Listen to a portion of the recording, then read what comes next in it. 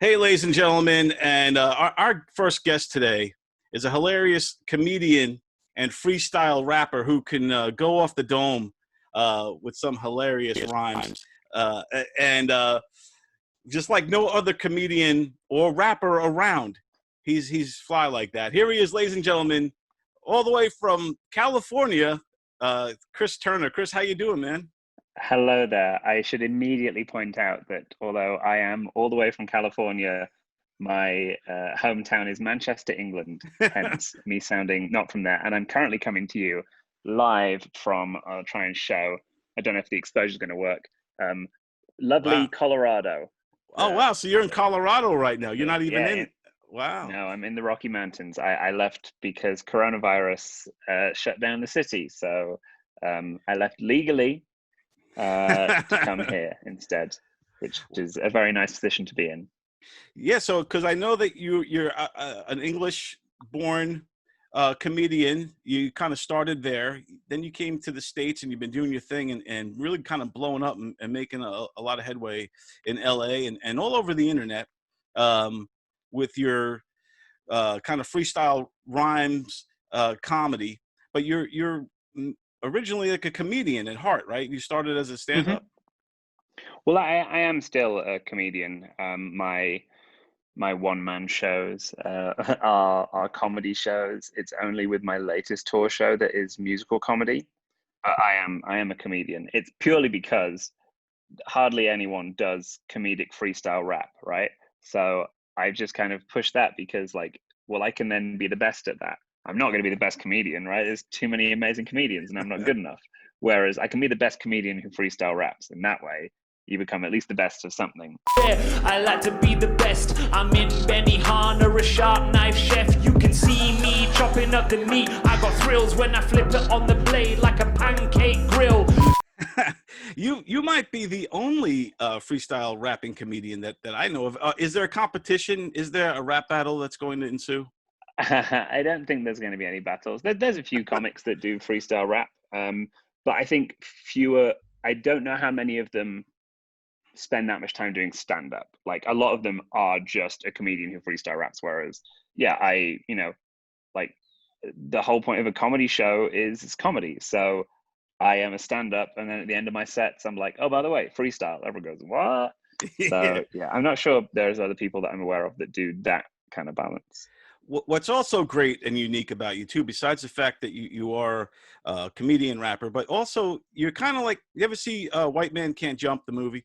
Yo, you remind me of one of them dudes from the Brady Bunch, right? Doesn't he look like one of them motherfuckers from the Brady Bunch? You look like the girl Cindy. Yeah, that's the one.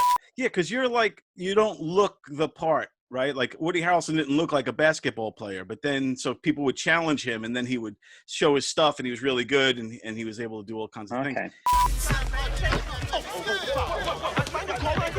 So that's why I make the comparison, because you don't, people might not look at you and think that dude must be a rapper. I'm a posh sounding white boy. That's the assumption, which I benefit from, so I have to acknowledge it. That I've done shows where I walk on and I benefited from it in both ways. Like there are audiences that have no interest in hip hop who will accept me because I am the acceptable face of hip hop, which is because audiences and people are racist.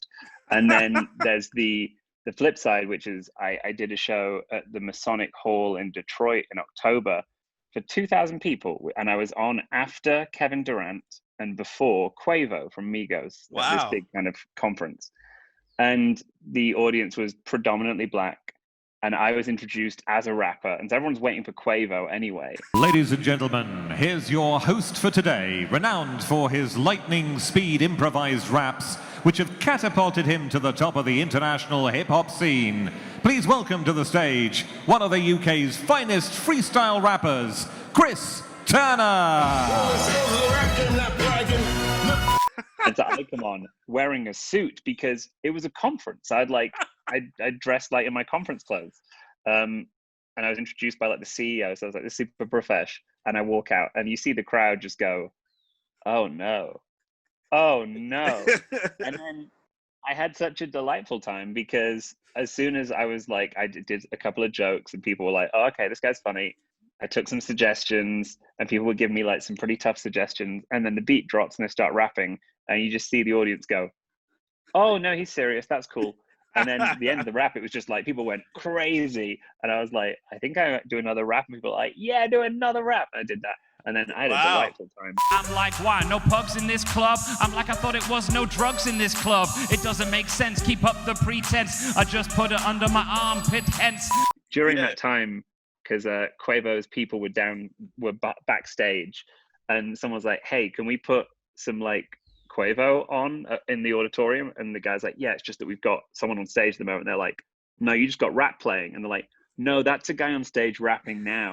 That's awesome. And he told me that this entourage kind of came out, looked to the side of the stage, and were like, "No way," and then came back. That's great, man. That gets you some street cred in Atlanta right there. If you get Quavo to get his attention, that's pretty awesome.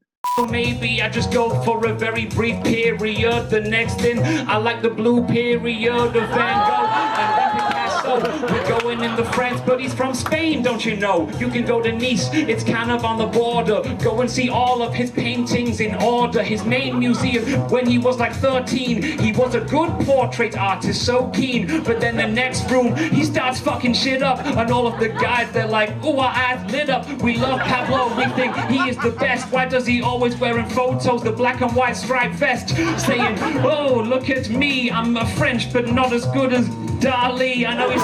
You are a phenomenal freestyle rapper, and you're very knowledgeable of the subjects that get randomly thrown at you. That blows my mind, too. It blows my mind that you were able to remember all the topics in general and work them into a kind of a story. But then the fact that you're so educated on all these, like, random topics, so like, how educated are you? Like, did you go to like Yale or something? Harvard? I went one better. I went to Oxford University. Nice. Yeah, very, very educationally privileged. I went to a very normal, not very good primary school. So that's the first school you go to from age 5 to 11 in the UK. Like no one from there had ever gone on. There was one person who'd gone on to the next school that I went to, which was like one of the best kind of all boys schools in the country. So I went there, and I'm very lucky because like my parents, like, kind of lower middle class family, they, it cost money to send me to that school. And basically you take the exam, and then if you pass the exam, it's like, cool, you can come, but you have to pay this much money a year. Right. So they paid for me to go there, which was wonderful. Yeah. So I went to that university, and then that's where I started doing comedy as well. And Oxford and Cambridge in the UK have a big history of putting out like legendary comedians, not to call myself that, but Monty Python are from Oxford and Cambridge. I got into comedy there, doing improv and doing sketch, and then started doing stand-up because I was like, well, why not do the one where it's the most selfish? When you're 19, you think you're hilarious. So it's like, well, it should just be me on stage, right? Telling jokes. So I'm Chris, I'm 28, I've never had a beard, so you win. I can't grow a beard, I don't have a chin. That is... that's all those things that you've learned along the way, and that education definitely contributes itself to what you do. And do you have like a photographic memory, or like... It's a really common question I get asked, and I don't. I think I have a really strange memory, and I don't know how it could ever be explained or kind of examined. For some reason, when I hear like a word, I can suddenly think of, or anything I've heard about that word or thing I kind of know. But it mostly happens in freestyle, because when I'm rapping, I'm in a flow state, which means I'm not thinking consciously. And if you're consciously trying to be like, oh, what was that? What was that phone number? When you get to the phone and I mean, this is so old fashioned, but like, right. If you say, I'm going to call my dad, I can just muscle memory, press the number into my phone. If I go, what's my dad's number? Then you can't actually, it's harder to think of it sometimes. And when you're trying to think, what was my PIN? Whereas actually all you need to do is just remember the motions of your fingers. Right. I kind of compare it to that, because in a flow state, I can access all these things. So I'll come up with things that I didn't even know I knew. Probably, yeah, sick in the head. And let me tell you, if you wipe and the paper is red, it could be a yeast infection or an STI. I don't know. You should just blame this guy. Horrible, the one that I like the least. Why would you want to freestyle about yeast? It doesn't make sense. You're sick in the head. It's like a genital that looks like bread. An example I give is a corporate gig for an oil company, and someone said hexavalent chromium. They want me to rap about that. Right. And I was like, and my usual thing, if I don't know what something is, I go, obviously, I know what that is. But for the benefit of everyone else here, could you explain it? And it gets a laugh and they explain. But everyone at this oil company was like, no, we know what it is, because they're all in the business. They know it's technical. So I'm like, oh, balls. So I thought I was just going to rap about how I didn't know what it was and how it was confusing, and how it was mean. They were picking on me. But as the beat dropped and I started rapping, my brain was just like, hey, Chris, hexavalent chromium is the chemical in Erin Brockovich. And you say that this stuff, this hexavalent chromium, well, it's poisonous. Yeah. Oh, yeah. It's the thing that's leaching into the water in Erin Brockovich. And so with that, I then rap about that. I rap about Erin Brockovich. I rap about Steven Soderbergh. I rap about Julia Roberts. And suddenly they're like, how did you know this? You just blew their minds. I can rap about anything, hopefully. Like, you just put your brain in a panic mode, and it's like this kind of like arcade claw that just goes, hey, look, I got you this. There you go. And I'm like, whoa, thanks. I didn't know that I knew this about Marie Antoinette. Right. That's pretty cool that you're able to open up that kind of those floodgates. And I don't think many of us have that kind of control over that flow, as you say. Like, you know, I'm from New York, right? I grew up in Long Island. I don't know how much you know hip hop, but I grew up with like EPMD, went to high school with them, and Craig Mack and those guys. Listen, when I tell you, boy, you got to shit out. And so of course I had a rap group, and I used to rap, but yeah, I can never freestyle. I was never good at it. MC survive your man to eternity. Show you the man that I can be. Give me a chance. The song will make you dance. Feel my love as we romance. But that's why I enjoy when I see you. I really admire it, and I'm always blown away by what you know when you're able to pull things like that out of your hat. So that's pretty cool. Moving to Japan from the island of Korea. Over there, they be working hard like a steam piston. But back in the day, they had the feudal system. Samurais walking around with a big sword, that's katana, and they bow down to their lords. Now, where do you see yourself? I know you said you feel like more of a comedian, but in terms of hip hop, do you feel like you're a rapper, or you feel like you're an MC? I think this is not to compare my talent to this level, but no one would say Bo Burnham is a rapper. When I get all steamed up, then I shout, sing it, tip me over it. Let's go. Bo Burnham is a comedian. He's a musical comedian, and now, you know, a brilliant director and writer. But if you saw one of his shows, it's like, well, no, he's not a rapper, but he does for me, very funny, very humorous and witty and smart raps. And like, I kind of look at it that way. Like, I don't have anywhere near the level of flow or wordplay or even written rap ability that so many rappers have, because I don't know. I didn't, like, when I was like a kid starting to listen to hip hop, I was like, oh, I want to be a rapper. Like, I was listening to Eminem and I was like, I want to be like him, because for me, it was really smart. Yet there are some women who say that they're not down with it. So to them, I say, if you are anti-oral, you are anti-American. And that my favorite hip hop is like, you know, like, I love MF Doom because his lyrics are just so like funny and clever and smart. Yeah, you who hear the most grimy suggestions for brothers with fly names and ID questions. And I love that about Eminem. Early Eminem, like now it doesn't do anything for me, because now it's kind of morphed into this, look how fast I can rap. You assuming I'm a human, what I gotta do to get it through to you, I'm superhuman. And yeah. Oh, that's cool, well done, you have control over that muscle. But it was cool when your songs were just one big joke for me, because I'm a comedian, I like comedy. So I love, like, in the same way I love one-liner comedians, I love rappers who can just, you know, put punchlines in. That's Like not to say I MF like Doom. battle rap. Yeah, exactly. But like battle rap, when it is just punchlines, I'm like, ugh, this is just too mean. I broke up with my ex-girl. Here's a number. What's that shit say? Psych! That's the wrong number!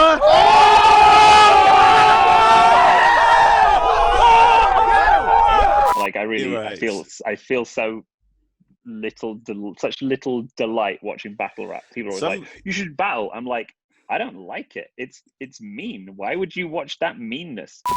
I got Glocks, I got Glocks. I got Glocks, I got Glocks.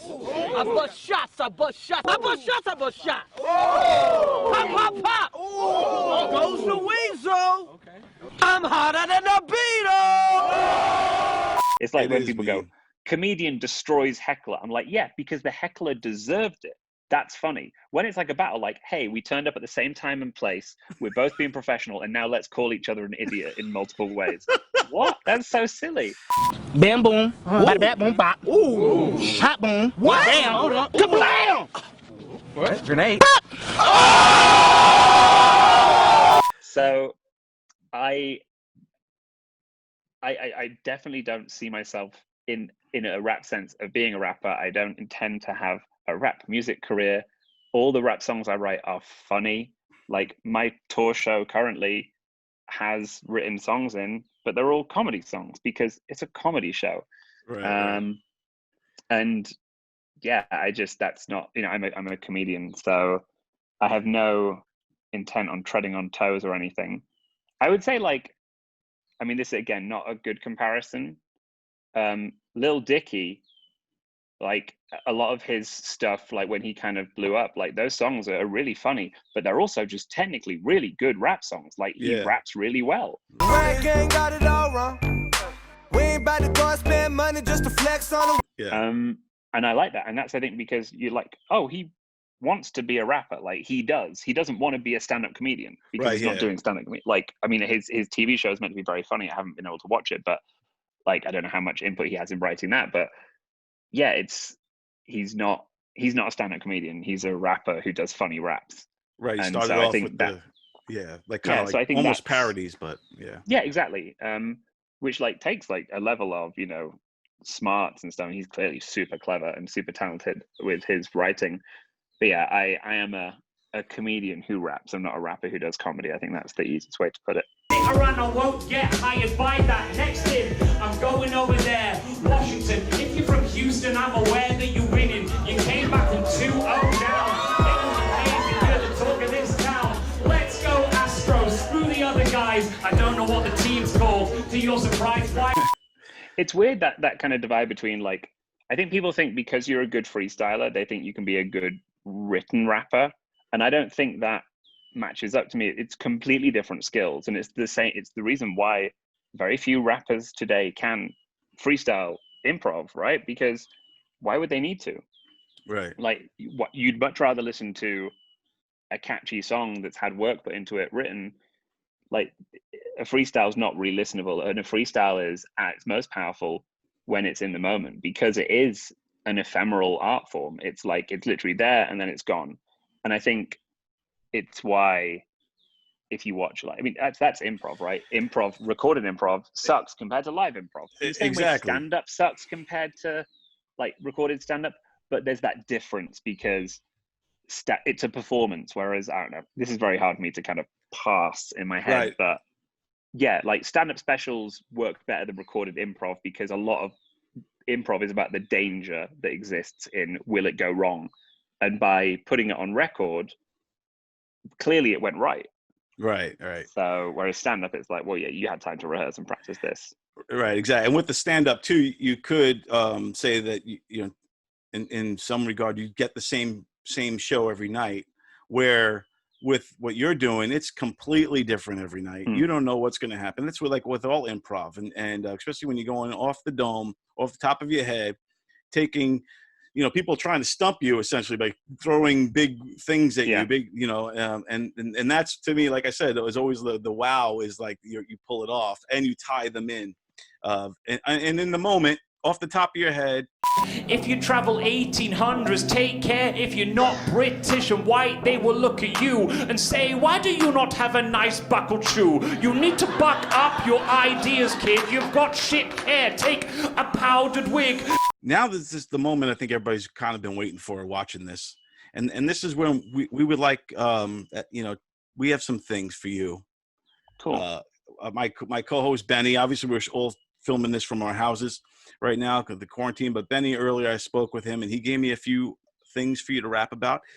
We're going to give you some for these topics, and I'll explain you the topics because some of them might need explanation, okay? Mm-hmm. So on this episode of this show, we debuted a short film that includes Jean-Claude Van Damme in it, and where he's a joke thief. So we get even with Jean-Claude because he's a joke thief. So one of the things is Jean-Claude Van Damme is a joke thief. The other one is just living in Chaz, life in Chaz. Then our show is called Put Up, Shut Up, or Stand Up. For short, we call it PUSUSU. And we also have Lilo Brancato, who was in A Bronx Tale. Was on. I had a little bit on the show earlier, and he has the line, "Is it better to be loved or feared?" So we wanted to know, you know, PUSUSU, is it better loved or feared? And then the final one, again, you know, I don't know if these are too many, but elephant in a thong, and that was Benny Rizzuti, my co-host, had that one. So, Great. Well, let me note these down so I don't want to miss any of these out for you guys, and I'll record the audio from my end in case there's any kind of cutouts. Oh, so perfect. Jean-Claude Van Damme, joke thief. I like that.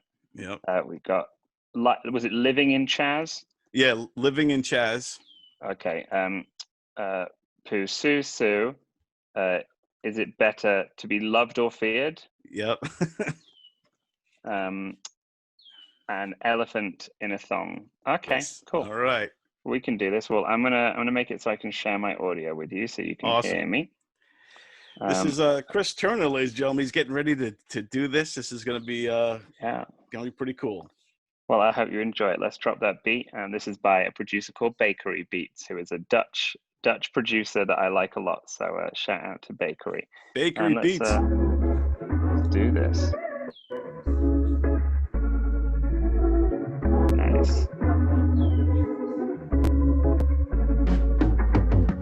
I'd get annoyed with him getting to a tussle. When I'm encountering the muscles from bustles, I tell him, Jean-Claude from Belgium, Van Damme, man, yeah. What are you hanging round the comedy club with the notebook? Comes up to me, catching with the left hook and the right hook, uppercut, then a roundhouse. I say, keep your gags out of your mouth, these are mine. You can't steal it, joke theft is a crime. What are you, man? Yeah, do that time. And then I cast him with the steely gaze, a mean look, cause he's acting like Dane Cook. Hey, did you know stealing the jokes and the laughs? If I'm in Seattle, I'm living in Chaz. I be living in large, I be getting the thrill. Autonomous zone upon Capitol Hill. Got a green sign and they spray paint. What's the life like there? Well, it ain't fresh. Everybody got BO, cause there's no shower when you visit. So when you go, you gotta stay the night, take a baby wipe. I'm not saying that Chaz is wrong or right, but Trump getting angry, sending out the tweets, saying Jay Inslee cleared those streets. Governor and mayor, you must not care, seeing everybody with all of the rabble round there. Let me say this, I give it to you. It's a weird acronym, PUSUSU, that's official. It's an acronym and not an initial. Illism, cause you can pronounce it. I wish all of the questions from the Bronx Tale flushed to my brain and came without fail. It's a quandary when push comes to shove. Is it better to be feared or loved? Because love means in French amour. You got a friend standing by you, they never implore you to leave. They be giving you their whole heart, but if you're scared like a man after dark. Maybe a creepy guy with a beard. Maybe like in Chaz, I consider myself feared. I've displayed raps like Chaz and Dave. They're a British comedy duo back in the day. Did songs, I know that makes no sense to you. It's a weird little quote and we'll get into the last thing.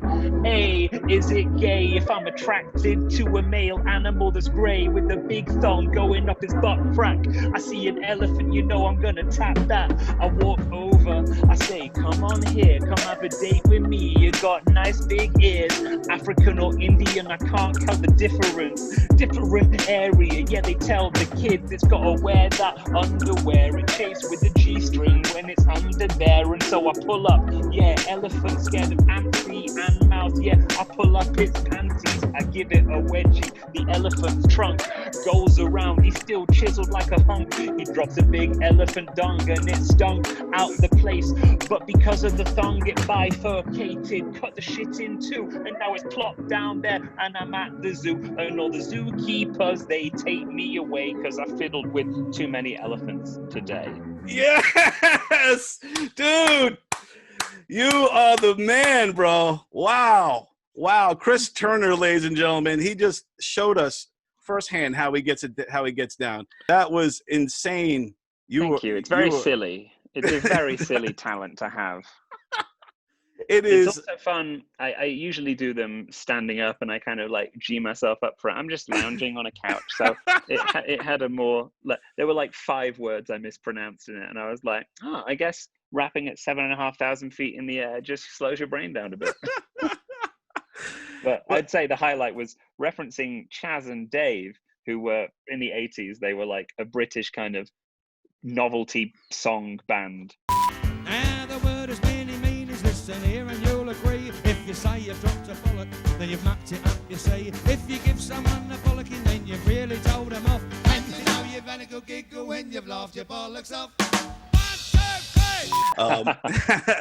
You are awesome, man. So where could everybody find you and follow you and all that good stuff? So the most important place is my YouTube, which if you just search Chris Turner or Chris Turner Rap or Comedy, then that'll come up. And I put new videos out every Wednesday.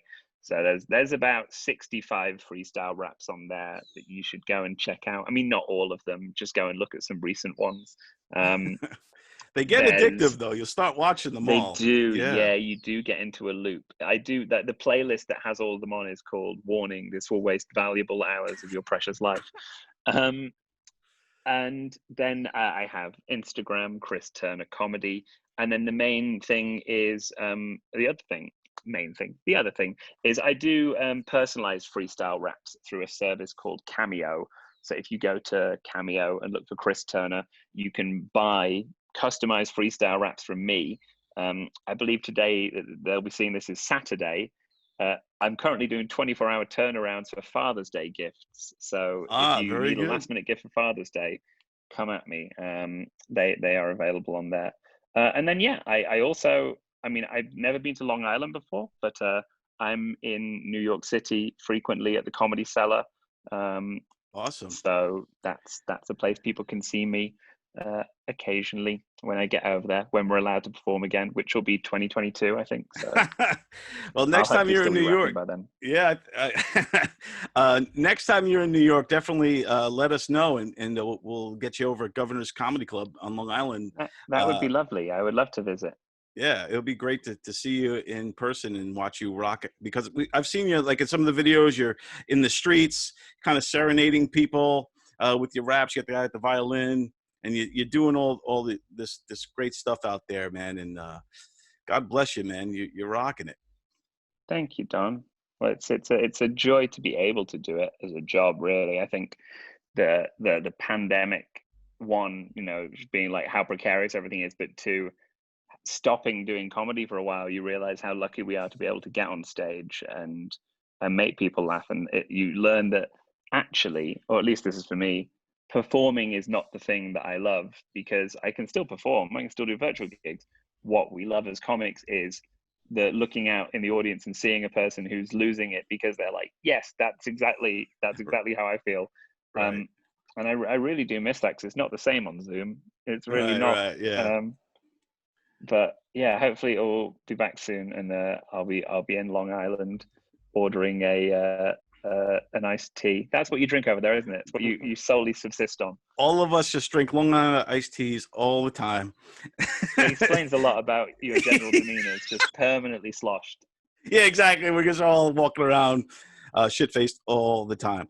But again, man, I do appreciate you taking the time to talk to us, and definitely the freestyle rap that you just did for us blows my mind. You are incredible. I want more people to know about you, man. I know you're blowing up, and this is terrific, man. So just don't forget us when you take off and you're like in movies and stuff. I think it's very unlikely. I have that memory. I'll just drop a beat and I'll be like, oh yeah, Long Island people. Yeah. Excellent. Well, thank you so much, my friend. Thank Take you, care. John. You too.